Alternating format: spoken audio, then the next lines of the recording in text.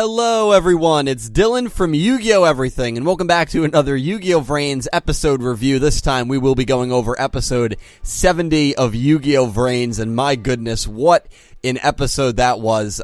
2 weeks ago when we saw 68, we were like, wow, this is the peak of Yu-Gi-Oh VRains, or at least one of the peaks. 68 was a very praised episode by so many people, and to think that they were going to follow it up with an episode like this a couple of weeks after 68 was unforeseen. Just an amazing, amazing episode. There are so many things to pick out and dissect from this episode. I really thought that the main point of the review would be the Synchro Summoning. Obviously, we see Revolver Synchro Summon Borreload Savage Dragon, which was, I guess we'll start there. I mean, I thought it was going to be the main emphasis of this review, and then when all of the things got revealed to us about Windy and his partner, about who Lightning's partner actually is, even though I think as we've gotten closer to the reveal, more and more of us kind of saw this coming. Still an awesome reveal.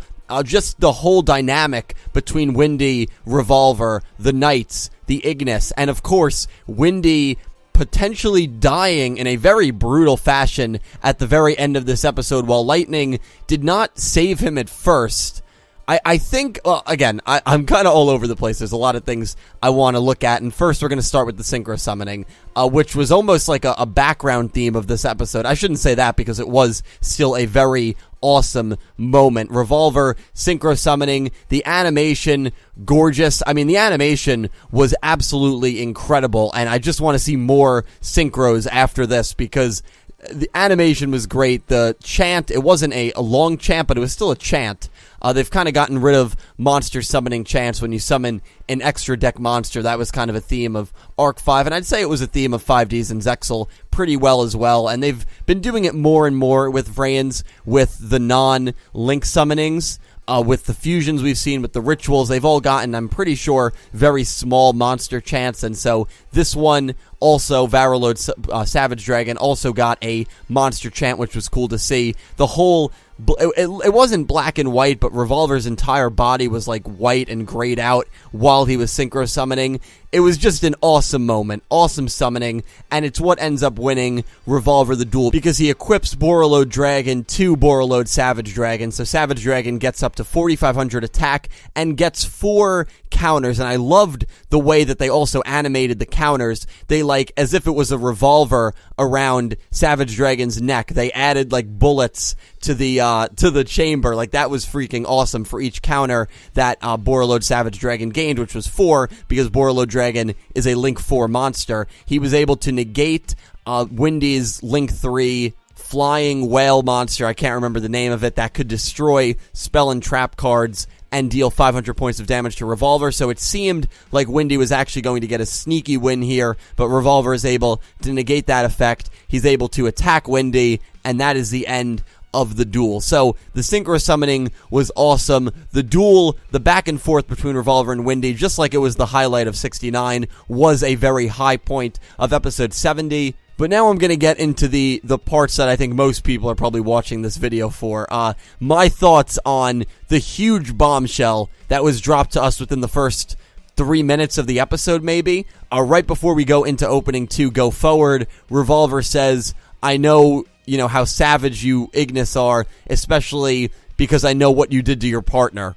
And then, of course, the opening plays, and I'm, you know, it was just such a great attention-grabbing line, because I'm like, oh, geez, like, what and the first thing I thought, please don't tell me that Windy killed or, like, maimed his partner, and that is seemingly what happened. Now, it's not, it clearly stated, Revolver does not clearly state it. He says, we tracked down all of the lost incident victims, and I know that you know, purposely and maliciously put your partner into a brutal accident. Now, when I first saw it, I thought, of course, Blood Shepherd's accident, but Blood Shepherd's accident was car to car.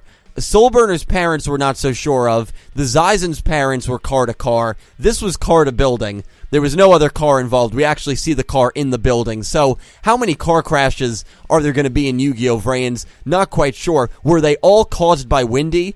Did Windy also cause, just for fun, Blood Shepherd's car to freak out the AI system? Did he cause the Zyzen's parents to get in this accident? Maybe he did. Maybe Windy is responsible for all of those, but the only one that we know he is definitely responsible for is the one that contained the Lost Incident victim. Now, do I actually believe that his victim is gone? Windy said that I did have a partner, and that's when I think Playmaker or I goes did, as if he's gone. And so I don't want to believe that they would have killed off Windy's Lost Incident partner.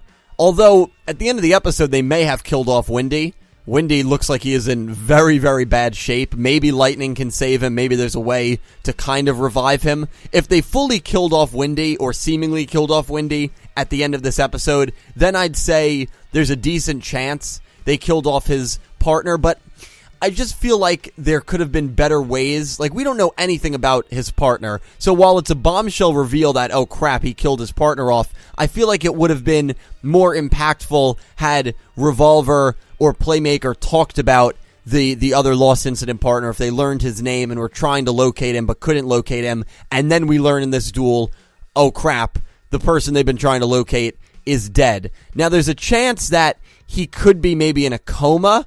If you're in a coma, you're basically dead, right? You're not active. So whether you're in a coma or you're dead, maybe Windy still views it as his partner being out of commission. You could be in a coma for 20 years until you're dead. You could be in a coma for 20 years until you wake back up. You could be in a coma for 3 more years. So they didn't, again, black and white say he died. And so that's why I'm not fully believing that they've killed off his partner yet. And I still let's just assume, though, for argument's sake, and of course I really want to hear from you guys if you actually think Windy did kill his partner, if you think that his partner is dead and gone. Because if his partner is dead, we have Playmaker, Soulburner, Spectre, and Jin. And so Windy is gone. So there's 4 Ignis now with partners, and the 4 partners we know. The only partner we do not know, assumingly the girl partner in Aqua. And, is it Aoi? Now Aoi is tied to one of these car accidents where maybe they were trying to kill Aoi, but they killed the parents instead. That'd be kind of interesting if they go that route. Although Windy killed his partner, Lightning clearly to some capacity wants to work or at least use his partner, which is Jin, which was an awesome reveal to us at the end of this episode. So would Windy go out of his way to start working on other Lost Incident victims? Probably not. So that theory doesn't really make sense, that just because Aoi was in a car accident that she is as well connected to the Lost Incident, because then what about Blood Shepherd, right? Blood Shepherd was also involved in a car accident. So doesn't really make sense from that regard that all the car accidents might have been caused because of Windy, because he was trying to exterminate Lost Incident victims. But again, we're just going to have to wait and see. I for one, do not believe Windy's partner is dead. I feel he's going to be a wild card from this point on. I feel like I'm not going to criticize it because it was an awesome reveal. It was a crazy, shocking reveal. But I feel like they could have done a little more to make us care about the character that Windy got rid of. If we go the whole show without ever knowing his name, without his face, it'll just feel kind of like a missed opportunity more than anything else. But again, we're not even halfway through Vrains yet, or we're right around the halfway point. I'm not going to spend time criticizing it because my views on it are going to be probably completely different by the time the show plays out. So hopefully, even if he is dead, we still get a little bit of background story for this character, which I think would have worked better before the reveal of him being dead. Hopefully, what I'm saying makes a little sense, but still, a crazy potential reveal that Windy's partner is actually dead and that Windy killed him, which is why at the end of the episode, when Windy is getting ripped to pieces literally by the Knights of Hanoi programming, I didn't really feel bad for him. Of course, it was still tough to watch. I'm not some sadist, and even when a character deserves to get killed off, if it's in a brutal, slow, painful way, it's not ever anything that ever really appeases to me, but it was still a situation that was not going to make me feel bad for Windy in the slightest. A really, really sadistic Ignis. And the reason, talked about it in the very beginning of the review, the reason that I think Lightning hesitated,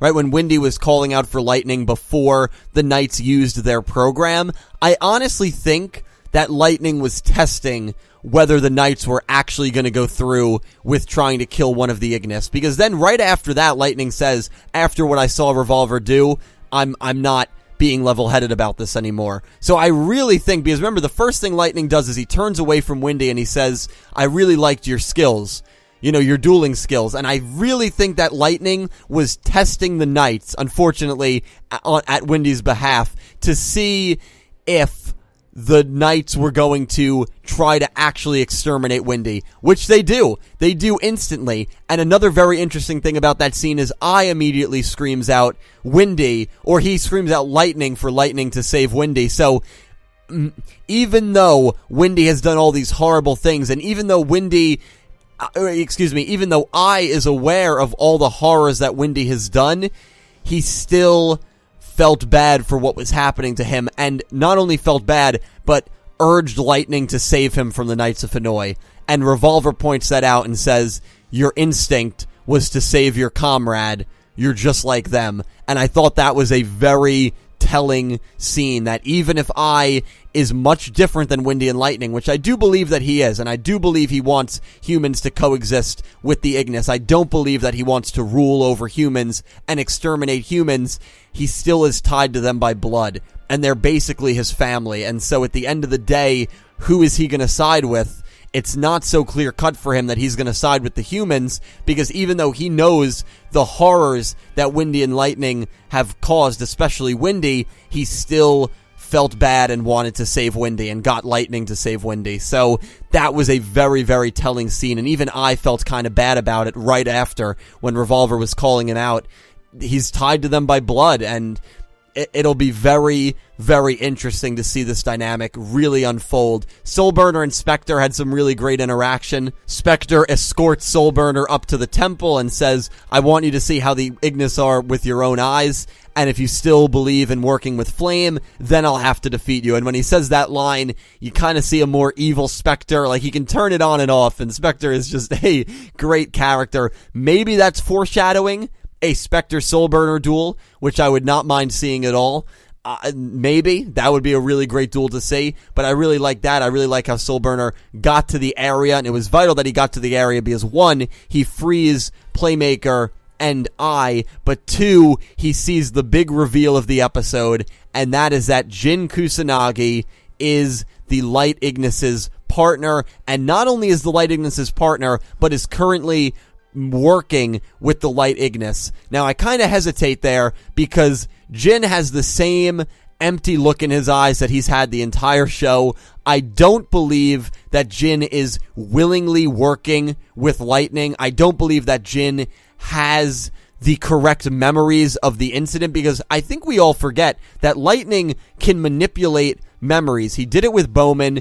I'm pretty sure, and I think it's pretty safe to assume, that he probably did it with Jin, and he easily could have implanted memories into Jin that say, your brother Shoichi Kusanagi deserted you, Playmaker deserted you, they all hate you, trying to turn Jin into this hateful being towards humans, because that's obviously Lightning's goal right now, to control humans and to defeat humans, and he even, announces the war. We see Blood Shepherd get involved in the next episode when Bit and Boot are back. Next episode is going to be, I'll be going over the cast and the summary for next episode, probably in a video tomorrow or maybe Friday. Next episode's going to be crazy, but there's just going to be an all-out war, and so by implanting those kind of memories in Jin's head, especially ones that claim your brother deserted you, and he was the only one in your life, and he let you become a victim of the incident, or some, BS crap like that. Again, it can be anything, because Lightning can